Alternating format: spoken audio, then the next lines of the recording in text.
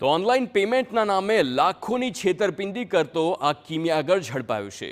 પોલીસના સકંજામાં ઝડપાયેલો મૂળ કર્ણાટકના બેંગલુરુનો આ યુવાન છે સુદર્શન રેડ્ડી, જે મોંઘી દાટ વસ્તુઓ ખરીદતો અને આલિશાન હોટલોમાં રહેતો હતો અને નાણાંની ચૂકવણી કરવાની આવે ત્યારે ઓનલાઈન પેમેન્ટનો ખોટો મેસેજ કે સ્ક્રીનશોટ બતાવી પલાયન થઈ જતો હતો.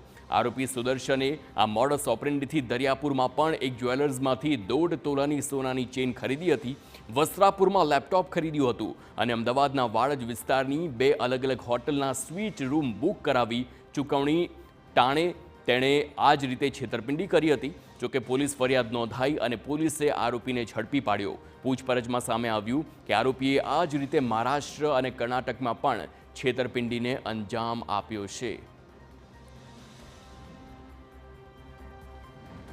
આ જે આરોપી છે એના વિરુદ્ધ દરિયાપુરની અંદર એક સોનાની ચેન લેવા માટેનો ગુનો દાખલ થયેલો છે, આ રીતે ફરજી SMS બતાવીને. આ ઉપરાંત વસ્ત્રાપુર પોલીસ સ્ટેશનની અંદર આ આરોપીએ જ લેપટોપ ખરીદેલું છે, જેના અંદર પણ ફેક SMS પેમેન્ટ અંગેનું બતાવેલ છે. તેમજ કર્ણાટક અને મહારાષ્ટ્ર ખાતે પણ આ આરોપી વિરુદ્ધમાં આ પ્રકારના ગુના દાખલ થયેલ હોવાનું જાણવા મળેલ છે.